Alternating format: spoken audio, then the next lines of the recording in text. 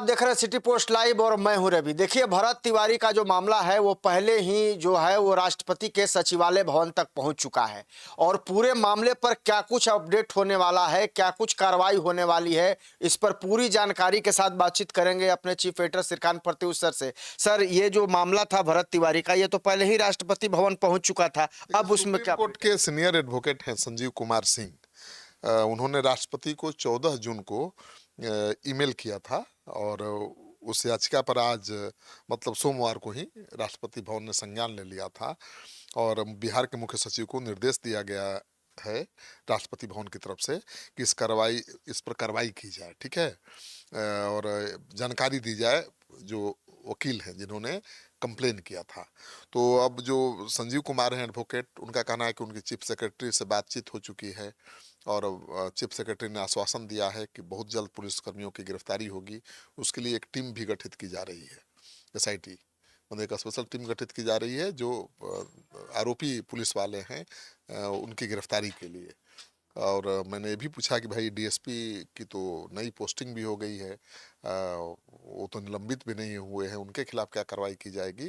तो अधिवक्ता जो संजीव कुमार सिंह है, जो लड़ाई लड़ रहे हैं भारत के लिए सुप्रीम कोर्ट से लेकर राष्ट्रपति भवन तक, उनका कहना है कि नहीं, चीफ सेक्रेटरी ने आश्वासन दिया है कि इस पोस्टिंग से कोई फर्क नहीं पड़ेगा कार्रवाई पर।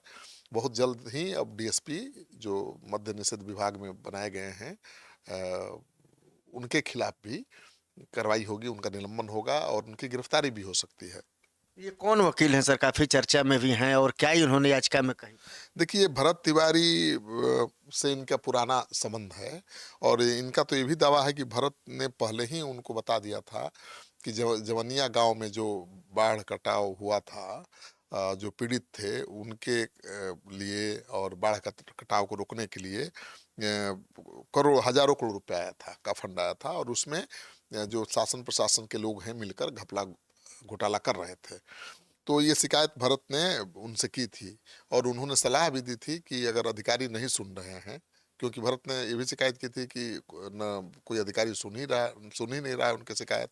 डीएम साहब ने शिकायत सुनी और एक्शन भी लिया और लगा कि अब उनका काम हो जाएगा, लेकिन पता नहीं कहाँ से दबाव आया कि फिर वो काम भी रुक गया। और एसडीएम से मिलने जाते थे तो एसडीएम के द्वारा उनको अपमानित किया जाता था, उनको डांट फटकार के भगा दिया जाता था और इसी से आज ही जाकर उन्होंने हथियार उठा लिया ना, बगावत कर दी। तो उनका कहना है कि वो तैयारी कर चुके थे कि अब बहुत जल्द पटना हाई कोर्ट में एक पीआईएल फाइल करेंगे जवनिया बाढ़ कटाव पीड़ितों के राशि के गबन को लेकर, लेकिन उसके पहले ही इनकाउंटर हो गया। तो अब वो लगे हुए हैं, इनकाउंटर के बाद से ही वो लगे हुए हैं। सुप्रीम कोर्ट में उन्होंने केस भी किया था, हालांकि सुप्रीम कोर्ट ने कहा कि पहले हाई कोर्ट जाइए। सुप्रीम कोर्ट ने सुनवाई से मना कर दिया, लेकिन अब उसके बाद वो लगे रहे, फिर भी नहीं हिम्मत हारी। राष्ट्रपति भवन को लिखा और राष्ट्रपति भवन से संज्ञान भी ले लिया गया। चीफ सेक्रेटरी को निर्देश भी दे दिया गया है कि भाई खुद आप देखिए मामले को और ज़रूरी कार्रवाई करिए और अधिवक्ता को बताइए कि आपने क्या कार्रवाई की है। और अधिवक्ता का दावा है कि चीफ सेक्रेटरी ने आश्वस्त किया है कि जो पुलिसकर्मी है उनकी गिरफ्तारी के लिए एसआईटी की टीम गठित की जा रही है, बहुत जल्द गिरफ्तार होंगे। और डीएसपी जो अभी तक निलंबित नहीं हुए हैं, जिनकी नई पोस्टिंग को लेकर बवाल मचा हुआ है, उनके खिलाफ भी एक्शन होगा। तो ये अच्छी खबर है, बड़ी खबर है भारत के शुभचिंतकों के लिए, क्योंकि भारत की हत्या को लेकर पूरे देश भर में बवाल मचा हुआ है और सबका जहन में यही सवाल है कि भाई दोषी पुलिसकर्मियों के खिलाफ कार्रवाई कब होगी। पीड़ित परिवार ने सर एसडीएम को भी दोषी ठहराया था, उनके खिलाफ तो कोई कार्रवाई नहीं हुई, लेकिन डीएसपी को पोस्टिंग मिल गई। हाँ बिल्कुल, एसडीएम साहब भी नहीं बचेंगे। देखिए, जांच होगी तो जिनकी भूमिका रही है इसमें वो तो सामने आएगी ही। और जिस तरह से संजीव कुमार सिंह जैसे विद्वान अधिवक्ता लगे हुए हैं, तो मुझे लगता है कि कुछ ना कुछ फलाफल निकलेगा और आसानी से दोषी पुलिस वाले बच नहीं पाएंगे। तो अब ये ताज़ा खबर है कि भाई लोगों के जहन में जो सवाल था कि पुलिस कर्मियों के खिलाफ क्यों कार्रवाई नहीं हो रही है, उनकी गिरफ्तारी क्यों नहीं हो रही है, और सरकार प्रशासन का पक्ष था कि भाई वो ड्यूटी पर थे, भले इनकाउंटर के दौरान तो ड्यूटी पर ही थे ना, सरकारी कर्मचारी हैं।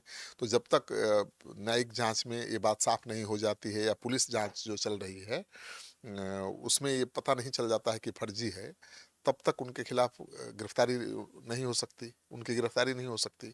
उनको कानून में सुरक्षा प्राप्त है। लेकिन कानून के विद्वान हैं, एडवोकेट हैं संजीव सिंह, उनको लगता होगा कि हो सकती है, तभी तो दवा बना रहे हैं। और अब उनका दावा है कि चीफ सेक्रेटरी ने आश्वासन दिया है कि जो भी पुलिसकर्मी निलंबित हुए हैं उनके गिरफ्तारी के लिए विशेष टीम बनाई जा रही है। क्योंकि मुझे भी खबर मिली थी कि जो मालाकार है, खबर एक जगह छपी थी कि मालाकार रोज पुलिस मुख्यालय में हाजिरी लगा रहे हैं, भागे नहीं है, फरार नहीं है। और ये भी खबर छपी थी कि डीएसपी भी पटना मुख्यालय में आ गए हैं, लेकिन डीएसपी की तो अब पोस्टिंग भी हो गई है। सवाल तो तभी तो उठा कि भाई डीएसपी की नई पोस्टिंग मिल गई, तब लोगों को लगने लगा मनसा पर है कि कहीं ना कहीं ये कार्रवाई होगी या नहीं होगी। नहीं, मुझे लगता है कि जो भी पुलिसकर्मी हैं, मालाकार के साथ साथ जो भी आरोपी पुलिसकर्मी हैं, सब फरार हैं, तभी तो गिरफ्तारी की मांग उठ रही है ना। नहीं तो पुलिस मुख्यालय ने अभी नहीं क्लियर किया है कि नहीं भाई वो फरार नहीं है, वो रोज ऑफिस में हाजिरी दे रहे हैं। ये क्लियर करना चाहिए था ना। लोगों के जहन में संशय क्यों हो रहा है कि सवाल नहीं मिल रहा है, सवाल का जवाब नहीं मिल रहा है। अब एसपी साहब बता ही नहीं रहे हैं कुछ। कुछ लोग तो यही कह रहे थे सर कि इसमें जो सीनियर अधिकारी जो दोषी हैं, जैसे एसपी साहब, उनके खिलाफ कोई कार्रवाई नहीं हुई, डीएसपी साहब की पोस्टिंग हो गई, एसडीएम साहब के खिलाफ भी कोई कार्रवाई नहीं हुई। अब लोगों को जांच पे भी कहीं ना कहीं एक तरीके से देखिए, न्यायिक जांच का आदेश तो सरकार ने दे ही दिया है और न्यायिक जांच पर तो भरोसा करना ही पड़ेगा। अब जो तुरंत कार्रवाई होनी चाहिए, अगर वो नहीं हुई है, उसमें देर हुई है, तो उसके लिए तो कानून के जानकार लगे हुए हैं। संजीव कुमार सिंह तो लगातार सुप्रीम कोर्ट से लेकर राष्ट्रपति भवन और बिहार के चीफ सेक्रेटरी के संपर्क में हैं और उन्होंने दावा किया है कि उनको अब आश्वासन मिला है बहुत जल्द जो आरोपी थानेदार हैं, जो आरोपी पुलिसकर्मी हैं, सब गिरफ्तार होंगे। डीएसपी के खिलाफ भी एक्शन होगा, एसडीएम की भूमिका भी जांची जाएगी, क्योंकि परिवार लगा रहा है आरोप की असली फसाद की जड़ एसडीएम है। तो मुझे लगता है कि जैसे जैसे जांच आगे बढ़ेगी, एसडीएम साहब भी बच नहीं पाएंगे।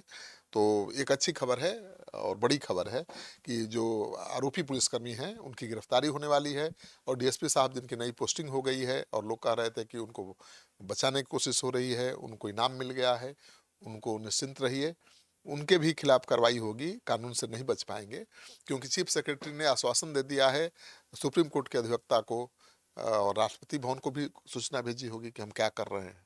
तो एसआईटी का गठन हो गया है गिरफ्तारी के लिए और डीएसपी के खिलाफ भी, एसडीएम के खिलाफ भी बहुत जल्द कार्रवाई होने वाली है। तो बिल्कुल देखिए, जिन लोगों को ये लग रहा था कि भरत तिवारी मामले में न्याय नहीं मिलेगा, वो निश्चिंत रहें, क्योंकि अब ये मामला जो है धीरे धीरे तूल पकड़ता दिखाई दे रहा है और राष्ट्रपति भवन ये तो मामला पहुंच ही चुका है। खुद अब एक जो सीनियर जो वकील हैं वो इस पूरे मामले को देख रहे हैं और उन्होंने ये आश्वासन दिया है कि इस मामले में न्याय जरूर मिलेगा।